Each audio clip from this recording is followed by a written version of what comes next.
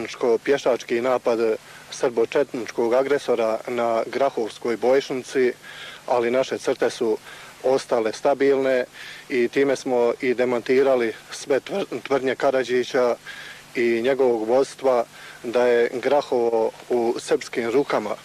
A najbolje to svjedoči i današnja slika, jer mi smo danas pred Drvarom, naše su snage tu, prema tome mi smo probili i taj posljednji napad agresora, probili smo njihove crte i potpuno smo razbili i njihove posljednje linije pred Drvarom.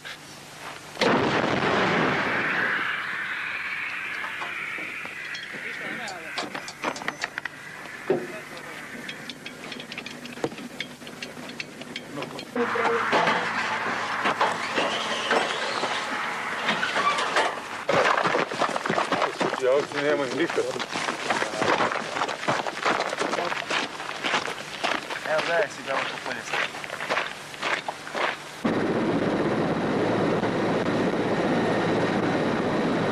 Demirovac, to veoma utvrđeno četničko uporište sa čak 3 crte obrane, također je bilo od presudne važnosti za nadzor nad prostorom Kupreške visoravni, zatim Bugojna, Šipova i Jajca.